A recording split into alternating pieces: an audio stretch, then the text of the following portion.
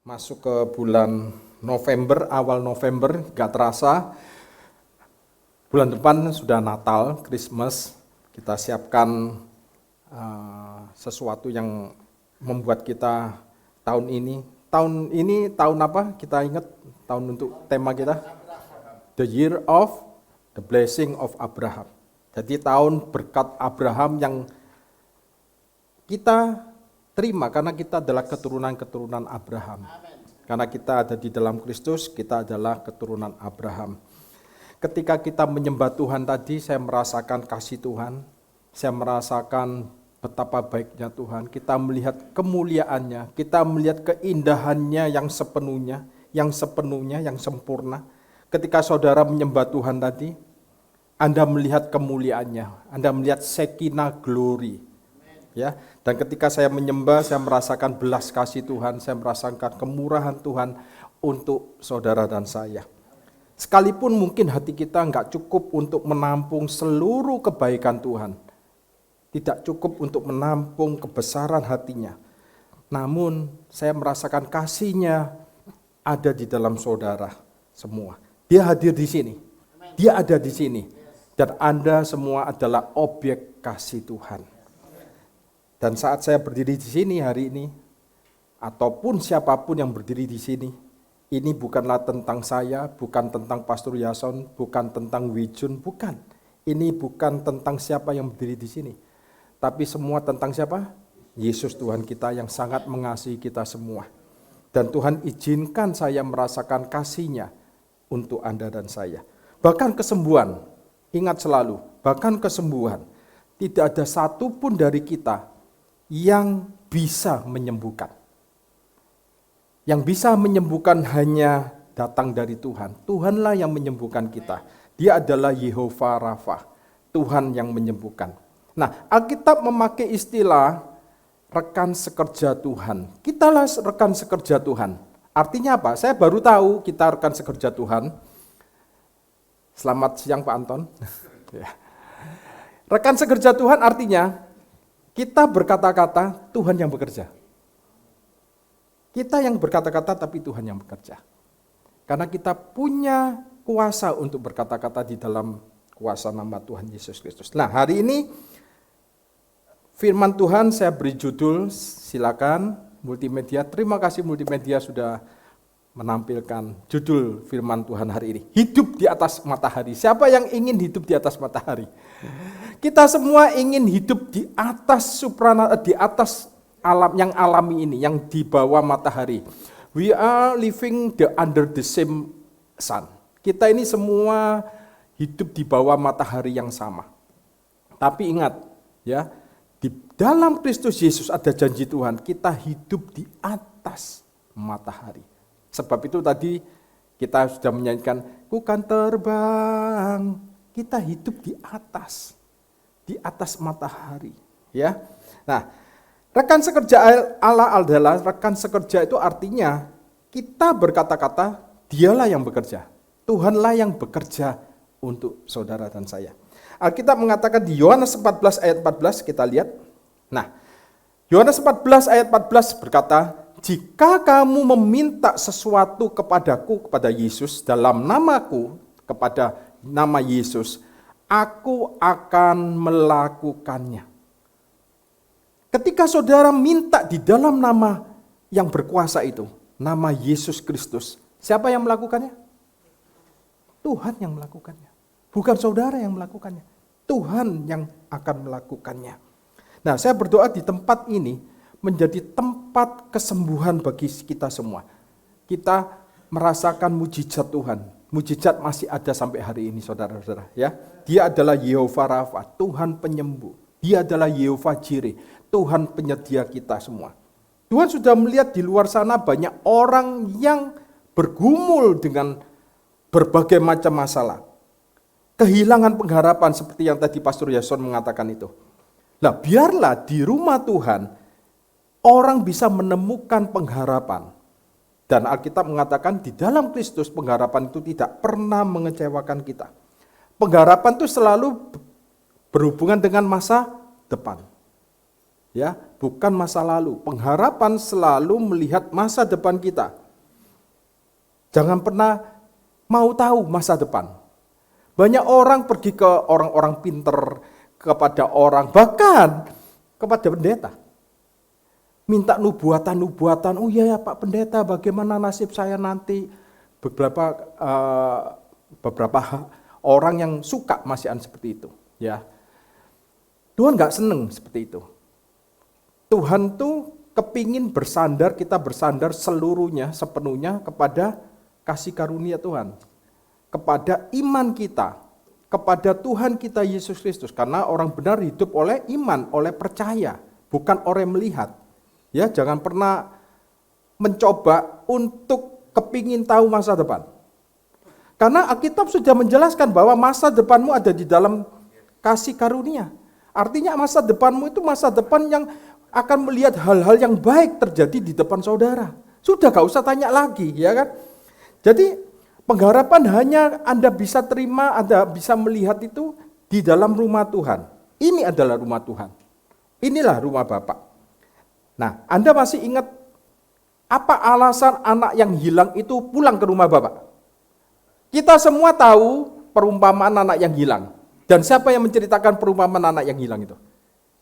Yesus. Yesus sendiri yang menceritakan. Dia menceritakan 3 perumpamaan. Pertama, perumpamaan apa? Domba yang hilang, lalu dirham yang hilang, terus kemudian anak yang hilang. Semuanya itu Yesus yang menceritakan. Nah, apa yang membuat anak yang hilang itu pulang? Apakah dia menerima revelation tentang kasihnya bapaknya kepada dia? Anak yang hilang itu pulang karena dia tahu, dia ingat di rumah bapaknya banyak makanan yang berlimpah. Sedangkan dirinya dia di tempat yang jauh dari rumah bapaknya, dia kelaparan.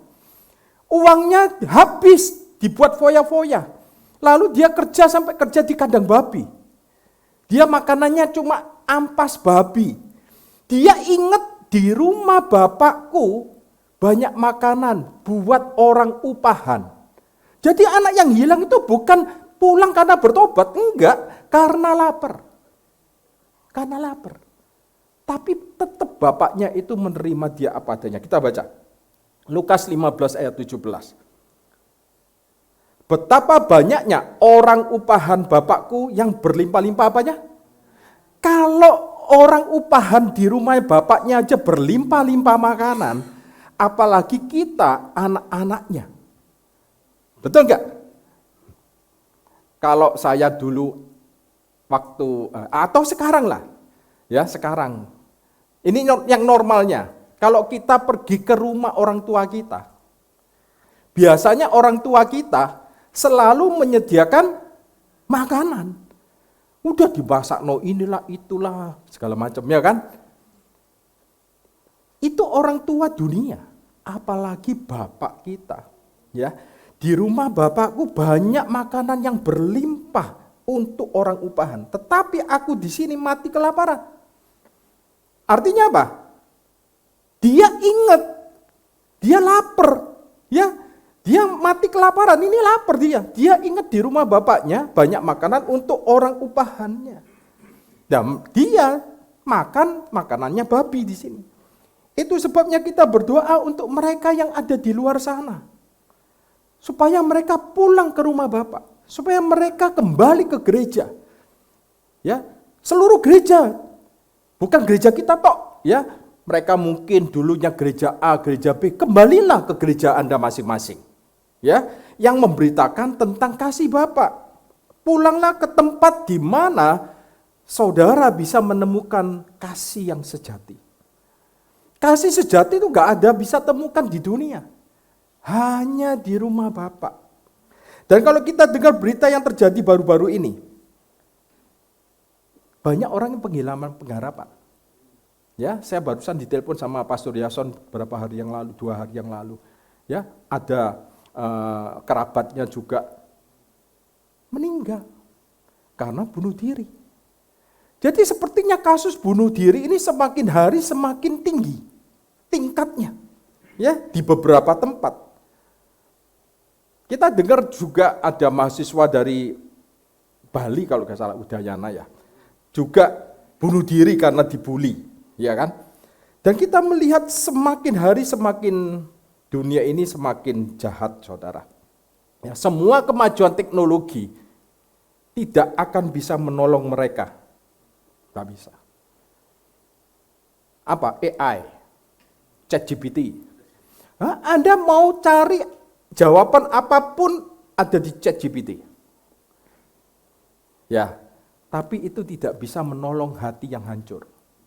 Itu gak bisa menolong hati yang luka, yang hilang gambar diri, yang depresi, yang terluka hatinya. Bisa ditolong sama ChatGPT? Gak bisa. Hai ChatGPT, bagaimana menghilangkan hati yang terluka, menyembuhkan? Gak bisa. Yang bisa hanya kasih Bapa, kasih Tuhan. Ya, pada masa modern ini Anda bisa menanyakan apapun di HP Anda. Ya, yaitu ChatGPT ini. Nah, ChatGPT itu seperti pohon pengetahuan baik dan jahat. Ia bisa memberi pengetahuan yang baik dan juga memberi pengetahuan yang jahat. Dan Tuhan akan membinasakan kita melalui pohon pengetahuan baik dan jahat. Dan Tuhan tahu itu. Ya, Anda akan binasa nanti. Pengetahuan yang baik bisa menghancurkan saudara secepat pengetahuan yang jahat. Tuhan tidak mau pengetahuan yang baik dan jahat itu Anda konsumsi. Tuhan mau Anda mengkonsumsi pohon kehidupan, bukan pengetahuan baik dan jahat. Nah, pohon kehidupan itu adalah Yesus Kristus, pengenalan akan Yesus Kristus. Kita tahu sendiri di Taman Eden waktu itu, Tuhan menumbuhkan 2 pohon di tengah-tengah Taman Eden. Pohon pengetahuan baik dan jahat, bukan pengetahuan yang jahat tok loh ya, yang baik juga dan yang jahat. Dan pohon kehidupan. Nah, pohon pengetahuan baik dan jahat ini tidak boleh dimakan oleh Adam dan Hawa.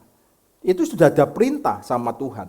Ya, sekali-sekali kamu makan buah dari pohon pengetahuan baik dan jahat itu, pada hari itu juga kamu akan mati.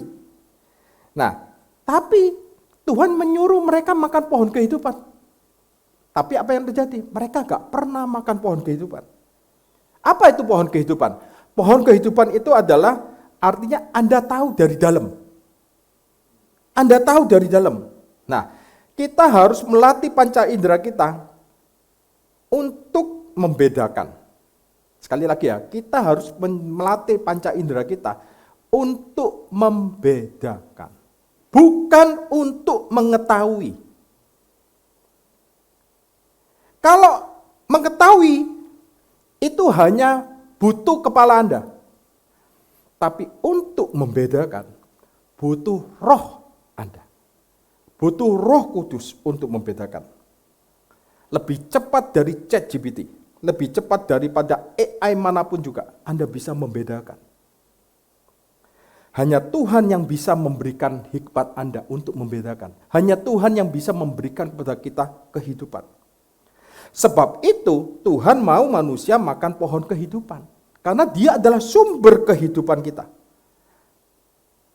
Bapak Ibu Saudara-saudaraku, hidup kekal yang sudah Tuhan berikan kepada kita, itu bukan hanya kuantitas, tapi juga kualitas.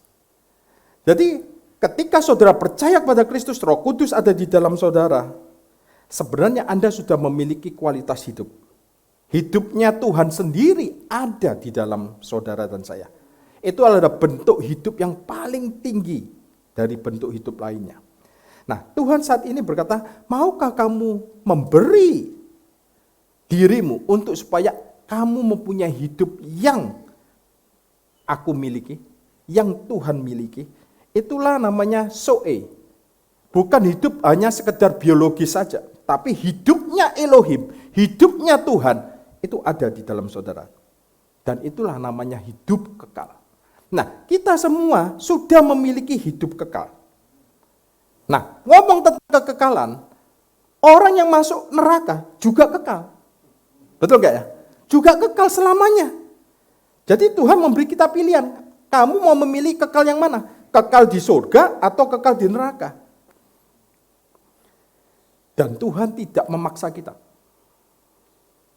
Saya juga tidak memaksa saudara pelayanan di sini. Tuhan pernah ngomong, aku bisa pakai batu ini. Ya, gereja ini ada, itu semua anugerah Tuhan. Saya percaya Anda semua yang terlibat di dalam pelayanan ini, terutama yang lama-lama ya, dan juga yang baru juga, yang sudah mendengar berapa kali tentang firman Kristus. Anda melayani itu suatu privilege. Itu bentuk syukur kita kepada Tuhan. Untuk memberikan apa yang Tuhan sudah berikan kepada kita. Tuhan gak pernah memaksa. Kalau engkau gak mau ya sudah gak apa-apa. Tuhan bisa pakai yang lain. Aku tidak pernah memaksa engkau untuk menerima berkatku. Tuhan menghargai kehendak bebas kita. Ingat saudara, hidup kita sumbernya itu Tuhan. Saya itu dulu gak pernah bermimpi untuk jadi pendeta, jadi gembala, gak pernah mimpi. Ya, tapi itu semua karena panggilan Tuhan. Semua itu karena kebaikan Tuhan. Bukan karena kebaikan saya. Kalau Anda dipenuhi dengan Kristus, yang keluar itu Kristus. Kalau Anda dipenuhi dengan ego Anda, dipenuhi dengan diri Anda, self-service, yang keluar ya self-service itu. Yang keluar adalah ego saudara. Kita punya pengetahuan itu terbatas, saudara. Pengetahuan kita ini sekedar yang baik dan yang jahat. Itu sebabnya manusia itu suka agamawi. Suka yang legalistik. Karena mereka pikir mempunyai pengetahuan yang baik dan yang jahat itu bisa berkenan kepada Tuhan. Oh, kalau aku tahu yang baik dan tahu yang jahat, berarti aku bisa berkenan sama Tuhan? Enggak. Kekristenan bukanlah seperti itu. Anda mungkin nggak pernah dengar khotbah seperti inilah. Kekristenan itu bukan seperti itu. Kekristenan itu bukan fokus pada pengetahuan yang baik dan yang jahat. Itu agama. Kekristenan itu adalah kehidupan. Mengenal kehidupan, mengenal pohon kehidupan itu. Yohanes 10 ayat 10. Kita lihat. Pencuri datang hanya untuk apa? Mencuri dan membunuh dan membinasakan. Aku datang, Yesus datang supaya mereka mempunyai apa? Saya enggak menemukan aku datang supaya mereka mempunyai hukum. Aku datang supaya kamu tahu aturan. Enggak. Yesus datang supaya kamu punya hidup. Karena saudara tanpa Yesus Anda mati. Anda tuh kayak zombie.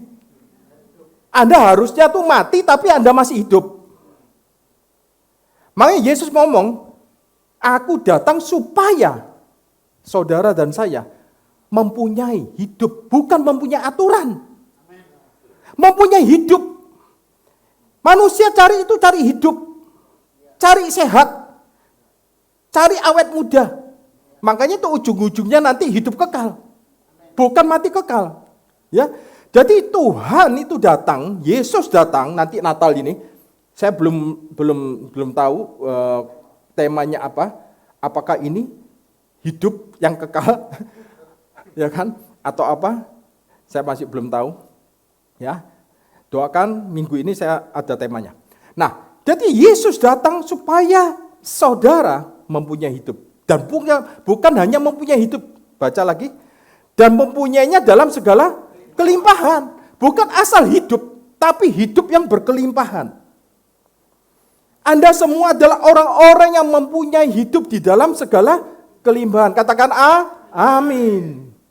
Haleluya. Ya. Nah, setelah Adam dan Hawa makan buah pohon pengetahuan yang baik dan yang jahat itu, akhirnya mereka apa? Terpisah dari Tuhan. Karena mereka memilih pohon yang salah. Pertanyaannya, ketika makan itu, Adam dan Hawa langsung mati enggak? Kan Tuhan ngomong kalau kamu makan buah pohon pengetahuan baik dan jahat itu, pada saat itu juga, pada hari itu juga kamu akan mati. Tapi kenapa enggak mati? Siapa yang bisa jawab? Karena ketika Adam dan Hawa makan pohon pengetahuan baik dan jahat itu, sesungguhnya pohon pengetahuan baik dan jahat itu gambaran hukum Taurat. Ya, kamu jangan ini, jangan itu, jangan ini. Kamu semakin belajar, semakin hidup di bawah hukum Taurat, kamu akan mati. Ya, nah, kenapa tuh Adam dan Hawa gak langsung mati? Rohnya mati. Karena rohnya mati, maka itu akan membawa dampak kepada tubuhnya. Rohnya mati, dan akhirnya tubuhnya mendegradasi, mengalami degradasi. Ya, jadi manusia akhirnya mati. Pada hari kamu memakan buahnya, engkau pasti mati. Jadi yang mati itu rohnya, dan terwujud kepada tubuhnya akhirnya. Dan setelah Adam dan Hawa makan dari pohon yang salah itu, Allah berkata seperti ini. Kejadian 3 ayat 22. Berfirmanlah Tuhan Elohim, sesungguhnya manusia itu telah menjadi seperti salah satu dari kita. Tahu tentang yang baik dan tahu yang jahat. Nah, kira-kira kalau Anda tahu yang baik dan tahu yang jahat itu baik apa enggak? Baik Pak, tahu yang baik dan jahat. Tapi Anda gak bisa membedakan, hanya tahu. Anda gak bisa menghandle-nya. Yang bisa menghandle-nya hanya Tuhan. Anda tahu, oh ini baik, oh ini jahat. Tapi Anda gak bisa mengendalikannya. Ya, tahu tentang yang baik dan yang jahat. Maka sekarang, nah itu Tuhan ngomong, sekarang jangan sampai ia mengulurkan tangannya dan mengambil pula dari pohon, buah pohon kehidupan itu dan memakannya sehingga ia hidup untuk selama-lamanya. Langsung Tuhan jaga tuh pohon kehidupan sama kerubim-kerubim, sama pedang yang menyala-nyala kalau Anda baca itu di kitab Kejadian. Mengapa setelah manusia ini jatuh dalam dosa, mereka nggak boleh mengambil buah pohon kehidupan? Artinya mereka nanti kalau makan dari pohon kehidupan itu, mereka akan tetap sama, ada terus-menerus, dan hidup mereka pilih, yang mereka pilih bukan dengan cara Tuhan. Mereka memilih untuk memiliki moralitas sendiri. Jadi manusia itu lebih memilih untuk memiliki kebenaran diri sendiri. Itulah pengetahuan yang baik dan yang jahat. Jadi Tuhan berkata, kalau sekarang mereka makan buah pohon pengetahuan, pohon kehidupan, mereka akan hidup selama-lamanya. Nah, Anda bisa bayangkan, kalau zamannya Adam Hawa hidup selama-lamanya, Kain bunuh Habel, ya. Kain itu jahat, ya. Semua orang jahat di bumi ini sejak zaman Kejadian sampai hari ini hidup. Ayo coba. Goliat masih hidup. Sampai hari ini nggak bisa mati. Jadi ya Allah harus menghentikan manusia. Karena apa? Karena Tuhan mengirimkan anaknya yang tunggal, yaitu pohon kehidupan yang sejati itu. Mari kita buka 1 Petrus 1 ayat 6. Sebab itu dikatakan seperti ini. Bergembiralah akan hal itu, sekalipun sekarang ini kamu seketika harus berduka cita oleh berbagai-bagai pencobaan. Berbahagialah akan hal itu akan apa? Akan kebenaran. Ya, kalau Anda membaca ayat ini, Anda akan tahu bahwa hidup orang Kristen itu sebuah paradok yang indah. Ada dua kehidupan di dunia ini bagi kita. Nah, apa itu? Kita tunduk kepada ujian, kita tunduk kepada masalah, kita tunduk kepada tantangan pencobaan yang datang silih berganti. Siapa yang nggak pernah mengalami masalah? Siapa yang nggak pernah mengalami pencobaan?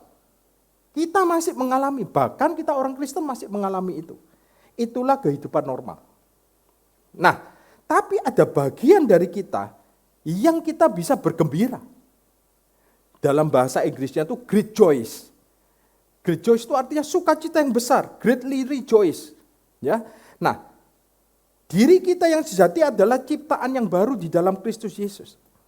Kita bukan hanya bergembira akan hal itu, tapi kita sangat bergembira, sangat bersukacita. Tapi dilanjutkan dengan berbagai-bagai pencobaan. Nah, dalam hal kondisi, hilangkan. Jadi dalam hal kondisi apapun kita, keadaan apapun kita bisa mengalaminya. Kita bisa mengalami pencobaan di dunia ini. Sebab apa? Sebab dunia ini kan sudah jatuh. Sejak Adam dan Hawa berdosa, dunia ini jatuh. Sakit penyakit masuk. Ya, yang buruk masuk semuanya di dunia. Tapi roh kita, nah ini, tapi roh kita, hati kita, pikiran kita ada di atas dunia ini. Ada di atas matahari. Jangan lupa, Yesus telah menebus kita dari kematian. Jadi kematian sudah ada di belakang kita. Yang di depan kita itu bukan kematian lagi, tapi kehidupan. Anda sudah menjadi orang-orang yang telah menerima hidup yang kekal. Maut sudah dikalahkan. Siapa yang pernah mendengar ayat firman Tuhan, maut sudah dikalahkan? Kita semua pernah dengar, ya kan? Kematian sudah dikalahkan melalui kematian Kristus Yesus. Berarti Anda nanti akan mati apa enggak? Enggak mati. Anda cuma tidur. Anda tuh tertidur. Orang-orang benar itu meninggal di dalam Kristus hanya tidur. Kenapa? Tuhan telah menebus maut. Tuhan telah mengalahkan kematian. Nah, banyak orang saat ini berpikir bahwa surga adalah tempat orang bagi orang mati. Itu enggak tepat, saudara. Surga bukan tempat bagi orang mati. Surga adalah tempat untuk orang-orang yang hidup. Karena Tuhan yang hidup ada di sana. Di surga tidak ada kematian. Ya, Anda adalah orang hidup sekarang. Tuhan yang hidup ada di surga juga. Sumber segala kehidupan ada di surga. Ya, jadi jangan takut sama kematian. Justru orang yang mati di dalam Kristus, Paulus ngomong apa? Mati adalah keuntungan. Kenapa? Dia tahu persis, karena tempat surga itu bukan tempat orang mati. Nah, itu harus diubah cara mindset kita. Ya, kitalah yang masih belum hidup sesungguhnya. Mereka yang sudah meninggal itu justru mereka yang hidup sesungguhnya di surga. Hidup yang selama-lamanya, hidup kekal di sana. Kita ini masih berjuang, saudara. Dengan sakit penyakit, ya kan? Dengan apa? Dengan sakit flu lah, batuk lah, sakit kepala lah, ya kan? Pegel-pegel lah, ya toh? Perut mules lah, segala macam penyakit itu ya. Ya kan? Sebab itu pesan firman Tuhan hari ini, jangan hidup di bawah garis kesia-siaan. Itulah tertulis di kitab Pengkhotbah. Hidup di bawah garis kesia-siaan, hidup di bawah matahari. Saudaraku, Bapak Ibu, hidup di bawah matahari itu tidak pernah memuaskan hati saudara. Tidak pernah. Hati Anda terlalu besar untuk dunia ini. Tuhan memberikan Anda hati yang baru untuk hidup di atas matahari. Anda perlu memperbesar hati saudara untuk hidup di atas matahari. Nah, di sanalah Anda menemukan kepuasan nanti. Hidup di bawah matahari, Anda gak pernah puas. Hidup di atas matahari, Anda akan menemukan kepuasan, Anda akan menemukan rest. Segala sesuatu yang ada di bawah matahari adalah kesia-siaan. Semua yang saudara kejar dalam hidup ini adalah kesia-siaan. Kita baca, Pengkhotbah pasal 1. Inilah perkataan pengkhotbah anak Daud raja di Yerusalem. Ini adalah tulisannya Salomo. Kesia-siaan belaka, kata pengkhotbah. Kesia-siaan belaka, diulangi lagi. 2 kali sampean. Segala sesuatu adalah sia-sia. Dengan kata lain, kekosongan belaka. Ya. Seberapa banyak yang Anda tahu bahwa dunia menjanjikan banyak hal. Apapun kenikmatan yang saudara temukan di bawah matahari, itu adalah kesia-siaan belaka. Itu hanya akan mengangkat Anda sejauh tinggi apa, ya, mengangkat Anda hanya untuk menjatuhkan Anda. Semakin tinggi Anda diangkat sama dunia, saudara jatuhnya tambah sakit. Tapi kalau Tuhan yang mengangkat saudara, tidak ada satupun yang dapat menjatuhkan Anda. Jadi di surga itu semuanya indah. Tidak ada yang jatuh. Ada sukacita yang tidak berkesudahan. Alkitab mengatakan ada sukacita yang tidak terucapkan di sana. Semua yang Anda lihat sempurna. Di surga itu sempurna semua. Dan yang terbaik di surga yang Anda bisa lihat siapa? Tuhan kita Yesus Kristus. Nanti di surga, ya, jangan Anda begitu Anda meninggal dunia, ya, di surga Anda tanya, Tuhan rumahku mana Tuhan? Yang Anda cari, siapa penebusku Yesus? Aku mau kepingin ketemu sama Yesus. Ya, Alkitab berkata, engkau yang terelok di antara anak manusia. Itu di Mazmur 45 ayat 3, saya kata tulis dia. Engkau yang terelok di antara anak manusia. Itu Mazmur mengatakan gitu. Engkau yang terindah di antara anak manusia. Siapa itu? Yesus. Dia yang terelok di antara manusia itu harus menjadi dosa. Sehingga di atas kayu salib, Alkitab mengatakan, dia tidak seperti anak manusia rupanya. Hancur rupanya. Keelokannya gak ada lagi.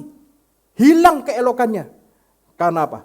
Karena saudara dan saya menanggung dosa saudara dan saya. Menanggung kutuk saudara dan saya. Itulah Tuhan kita Yesus Kristus. Dia ingin saudara menjadi serupa dengan dia. Ketika Yesus masuk ke dalam hidup kita, ia akan memaksimalkan hidup kita untuk semakin hari semakin serupa dengan gambarnya. Jadi pengkhotbah berkata segala sesuatu adalah sia-sia di bawah matahari. Ayat selanjutnya, ayat 3. Apakah gunanya manusia berusaha dengan jerih payah di bawah matahari? Apa gunanya?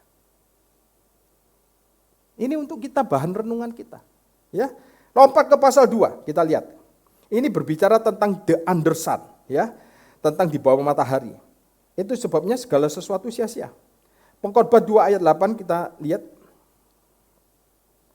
Pengkhotbah 2 ayat 8. Aku mengumpulkan bagiku juga perak dan emas.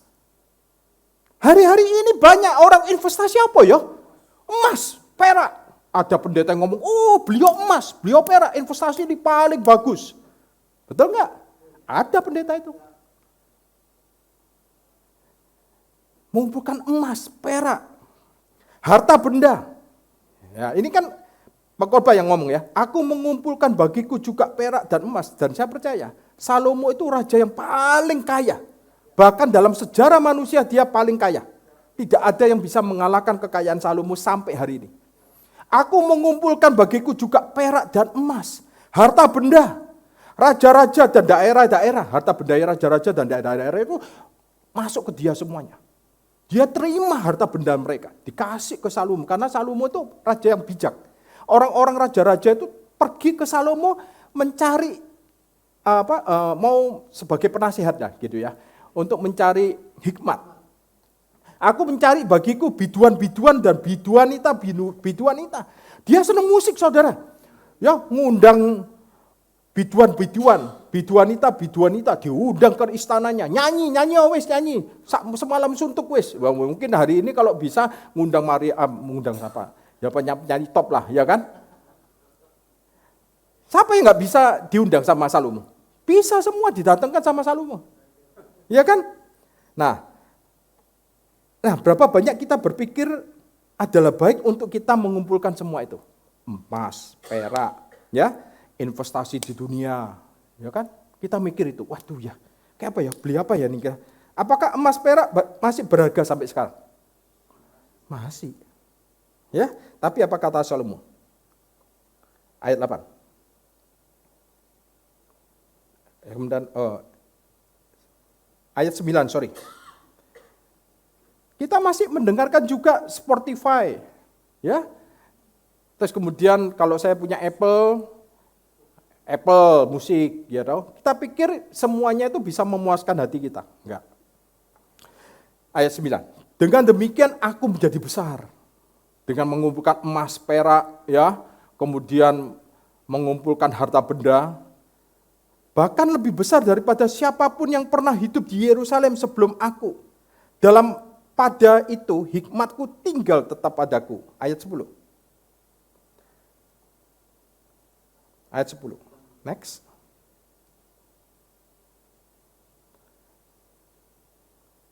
Aku tidak merintangi mataku dari apapun yang dikendakinya. Dan aku tidak menahan hatiku dari sukacita apapun. Sebab hatiku bersukacita karena segala jeripayaku. Lihat ya. Dari segala jeripayaku, itulah buah dari segala jeripaya. Wah, ya kan? Ini adalah orang yang tidak bisa dirintangi oleh apapun juga. Salomo, gak bisa. Ya, di masa itu ia adalah raja, ia adalah polisi, dia adalah jaksa agung, dia adalah hakim, dia adalah petugas pajak, dia adalah semuanya dia ambil. Dia berkuasa waktu itu. Dia punya akses, dia adalah orang terkaya di bumi ini. Tapi apa katanya di ayat 11? Kita mau belajar ya, supaya kita harus sadar. Ketika aku meneliti segala pekerjaan yang telah dilakukan tanganku, dan segala usaha yang telah kulakukan untuk itu dengan jeripayaku, lihatlah, segala sesuatu adalah kesia-siaan. Untuk usaha menjaring angin. Memang tidak ada keuntungan di bawah matahari. Tidak ada keuntungan di bawah matahari. Jadi jangan pernah mencobanya. Karena sudah ada yang pernah mencobanya. Yaitu Raja Salomo.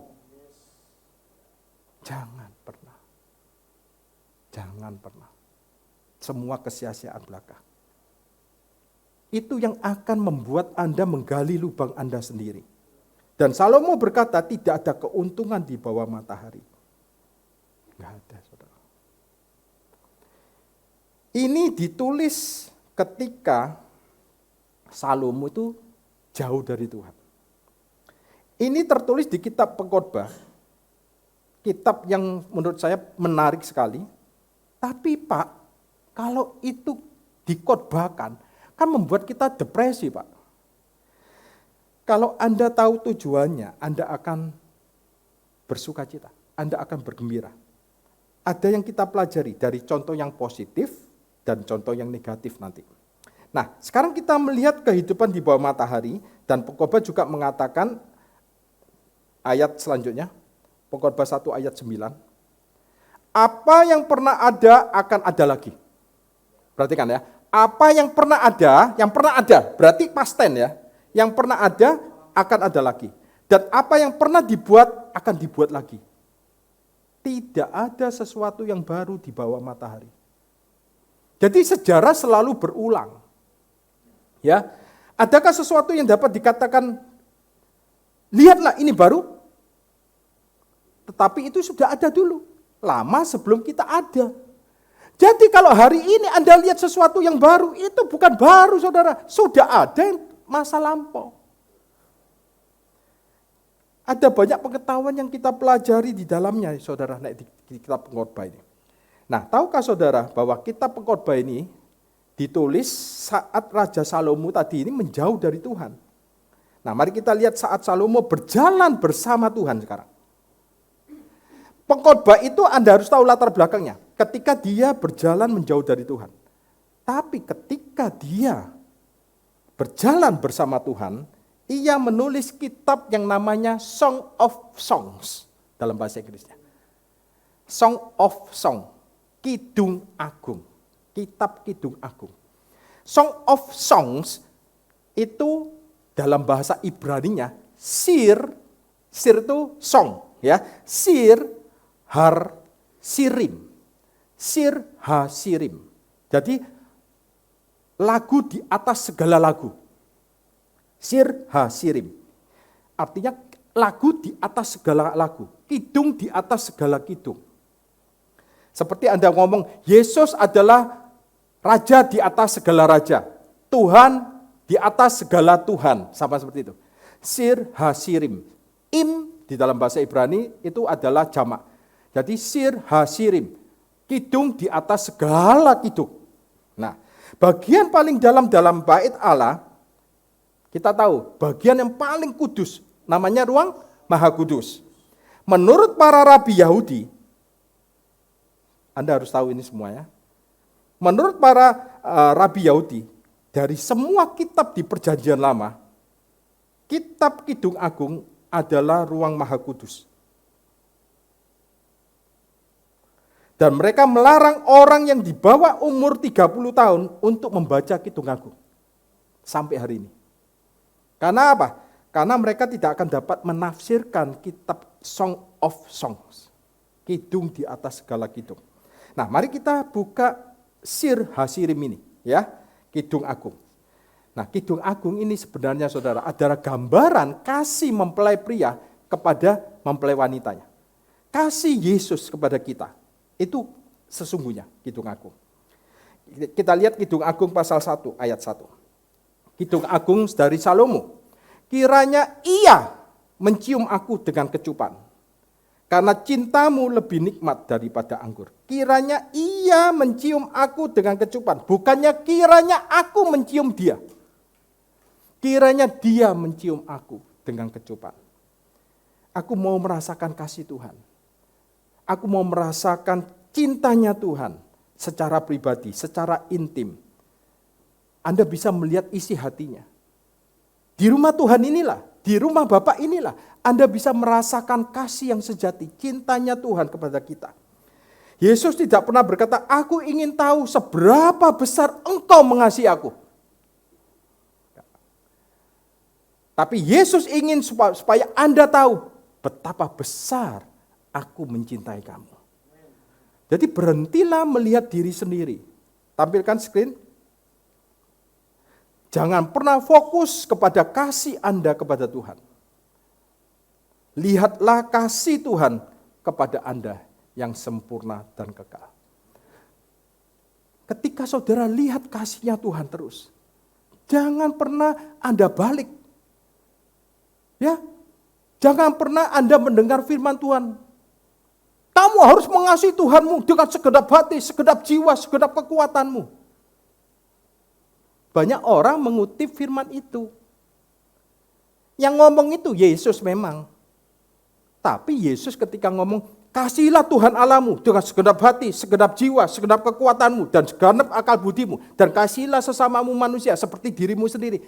Itu ketika Yesus menjawab pertanyaan-pertanyaan orang Farisi, orang ahli Taurat. Pertanyaannya Anda tahu apa? Mereka tanya sama Tuhan Yesus, Tuhan, apa hukum terutama dari hukum Taurat? Oh, kamu mau hidup di bawah hukum Taurat? Oke, kasihilah Tuhanmu dengan segenap hati, segenap jiwa, segenap kekuatan, segenap akal budimu. Nah, itu dipakai sama hamba-hamba Tuhan. Nah, kita kan bukan hidup di bawah hukum Taurat. Paham ya? Nah, sekarang kita tahu bahwa Tuhan yang sangat mengasihi kita dengan segenap hati, segenap jiwa, segenap kekuatannya. Jadi jangan pernah fokus kepada kasih saudara kepada Tuhan. Selalu fokus kepada kasih-Nya yang kekal kepada saudara. Berikan diri Anda untuk dikasihi, untuk dicintai. Anda pernah tahu enggak? Kalau ada anak kecil digendong, ya, terus berontak-berontak gitu. Ya, tapi kalau anak kecil itu merasakan kasih Tuhan, dia digendong, diam aja. Di dalam pelukan Tuhan. Makanya itu berikan diri Anda untuk dikasihi, untuk dicintai. Dan alasan kenapa mata banyak orang masih dibutakan akan kebenaran ini, sebab mereka masih mencari kepuasan di bawah matahari, di dalam hidupnya. Mereka masih bersusah payah di bawah matahari. Tapi hatinya kosong. Saya nggak kepingin Anda melayani di sini ya, hatinya kosong. Hati Anda harus dipenuhi oleh Kristus. Ya, Anda berpelayanan di sini tapi otak saudara, hati saudara bukan dipenuhi dengan Kristus, bukan dipenuhi dengan kasih Tuhan. Dipenuhi dengan usaha saudara, dipenuhi dengan jerih payah saudara. Jangan pernah. Ya, Anda semakin berusaha, Anda akan semakin merasakan kosong. Anda akan merasakan empty. Harta dunia ini nggak dapat memuaskan saudara dan saya. Justru manusia itu akan terikat sejak mereka berlimpah harta. Nah, kebetulan nanti minggu keempat ini ada Pastor Lili, dia ngomong sama saya, Januar nanti saya mau khotbah tentang mamon, Kristus dan mamon. Oh, silakan. Ya, karena itu perlu diberitakan. Justru manusia lebih terikat sejak mereka berlimpah harta. Justru manusia itu terikat sejak mereka terkenal tanpa sadar. Dan itu berlaku untuk hamba Tuhan juga. Sebelum terkenal rendah hati, tapi setelah terkenal wangel untuk ditemui.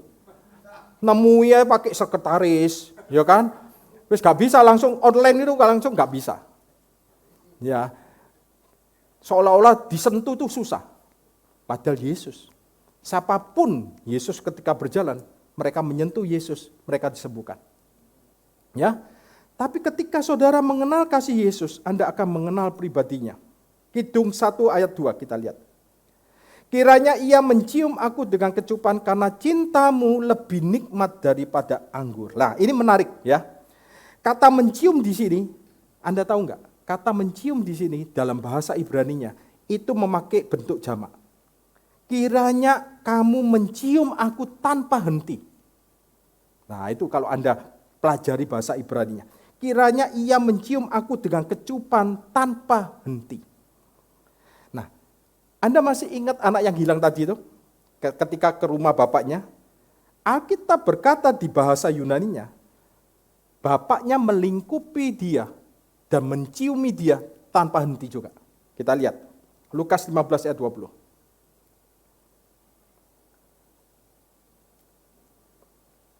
Maka bangkitlah ia, anak yang hilang itu, dan pergi kepada bapaknya. Ketika ia masih jauh. Ketika masih jauh, ayahnya telah melihatnya. Artinya ayahnya itu sudah menunggu lama. Kapan anakku ini balik? Gitu loh. Kapan anakku pulang? Ayahnya itu sudah merindukan anaknya balik. Ya, lalu tergeraklah hatinya oleh belas kasihan. Anda kalau mengenal pribadinya Yesus, Anda harus merasakan belas kasih Tuhan. Ayahnya itu berlari mendapatkan dia, lalu apa? Enggak gini. Enak kamu, udah. Puas kamu, puas. Habislah uangnya ayahku. Puas ya? Oh gitu ya, enak. Kok balik kamu? Kok pulang?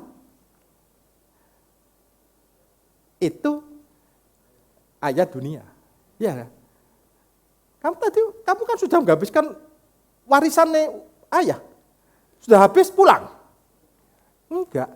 Ayahnya enggak ngomong apa-apa. Lari, merangkul, dan mencium. Nah, kata mencium ini, mencium terus-menerus. Berulang kali ayahnya menciumi anaknya yang hilang itu, yang kembali. Gak peduli kotor pakaiannya, gak peduli bau babi tubuhnya, gak peduli. Bapaknya menunjukkan kasihnya, diciumi anaknya berulang kali. Dan tidak diceritakan berapa lama ia bekerja di kandang babi, gak diceritakan. Tapi waktu ia pulang, bapaknya berlari mendapatinya dan memeluknya dan menciuminya berulang-ulang kali. Kiranya ia mencium aku dengan kecupan tanpa henti. Tuhan ingin cintanya yang sifatnya personal itu untuk saudara rasakan. Siapa yang ingin merasakan cinta Tuhan? Kita semua ingin merasakan cinta Tuhan. Ya? Kita gak bisa hidup tanpa kasih Tuhan. Kita harus tahu seberapa besar Tuhan mengasihi saudara dan saya. Seberapa besar? Makanya Yesus disalibkan. Sebesar ini. Sebesar apa yang Anda tidak bisa ukur. Karena cintamu lebih nikmat daripada anggur. Anda tahu anggur itu gambaran dari sukacita dunia. Anggur itu gambaran sukacita dunia. cinta Tuhan melebihi kesenangan dunia, melebihi sukacita dunia. Orang mencari sukacita dari dunia. Benar gak? Ada yang sukacitanya karena, aku seneng. Ya, saya gak melarang saudara punya hobi ya. Saya gak melarang, ya kan. Saya gak melarang Anda punya hobi apapun juga. Tapi ingat, cinta Tuhan lebih nikmat dari kenikmatan apapun di dunia ini. Dari kesenangan hobi Anda apapun juga. Jangan sampai kesenangan saudara melebihi daripada cinta Anda bisa merasakan cinta Tuhan. Anda sedang hidup di bawah matahari. Saya dulu senang basket, saudara. Tanya Wijo. 1 minggu basket tuh sampai 3 kali, tanya istri saya juga lah, istri saya lebih tahu. 3 kali, 5 kali saya ikut basket sama Laurentia lah, sama ikut-ikut orang semuanya. Ya, wah seneng. Seolah-olah, kesenangan saya pasti pas di lapangan basket. Itu kesenangan saya. Tapi Tuhan ubah. Justru kesenangan saya ketika ada di hadirat Tuhan. Ketika saya mengerti, mengenal Yesus lebih dalam lagi. Itulah hidup di atas matahari. Loh benar, saya merasakan itu. Kalau nggak merasakan, saya nggak akan cerita. Nggak akan bisa cerita, saudara. Hidup di atas matahari itu adalah mengenal Kristus Yesus lebih lagi. Mengenal karyanya, mengenal keindahannya, kemuliaannya. Hidup di atas matahari itu hidup yang berfokus kepada kasih-Nya Tuhan bagi saudara. Berfokus kepada apa yang Yesus sudah kerjakan untuk saudara. Dan seluruh Alkitab yang saudara punya itu, semua tentang Yesus. Dan kalau diringkas seluruh Alkitab itu, hanya satu kata, kasih. Ketika Anda mengenal Yesus, Anda menemukan siapa diri Anda sebenarnya. Karena sekarang saudara dan saya ditaruh di dalam Dia. Oleh Dia. Dia bekerja di dalam kita, melalui kita untuk kemuliaannya. Saya panggil pemusik WL Singer. Anda ada di dalam Dia. Ada di dalam Kristus yang cintanya kepada saudara lebih nikmat daripada anggur. Lebih nikmat daripada apapun yang dunia tawarkan. Daripada apapun yang Anda lakukan di dunia ini. Apapun segala kesenangan yang ada di dunia ini. Tidak bisa melebihi kasih Tuhan bagi kita. Selamat menikmati hidup di atas matahari. Ingat, hidup di bawah matahari itu hanya kesia-siaan belaka. Mari kita tundukkan kepala, pejamkan mata. Tuhan, terima kasih untuk firman-Mu pada hari ini. Kami mau membawa hidup kami ada di bawah pengenalan akan Kristus Tuhan. Kami mau hidup di atas matahari, bukan di bawah matahari yang hanya kesia-siaan belaka ya Tuhan. Kami merasakan cinta-Mu lebih nikmat, melebihi sukacita yang dunia tawarkan, yang dunia berikan. Segala kesenangan yang ada di dunia ini tidak bisa dibandingkan dengan kasih-Mu akan kami ya Tuhan. Biarlah firman Tuhan ini meneguhkan kami, menguatkan kami, dan memberikan pengharapan bagi kami di masa-masa pencobaan kami yang sedang kami alami ya Tuhan. Karena kami tahu cinta-Mu melebihi segalanya ya Tuhan. Melebihi apapun yang kami akan hadapi di depan kami. Dan kami percaya pengharapan kami tidak akan pernah mengecewakan di dalam anak-Mu yang tunggal, Kristus Yesus. Semua yang diberkati Tuhan katakan, amin.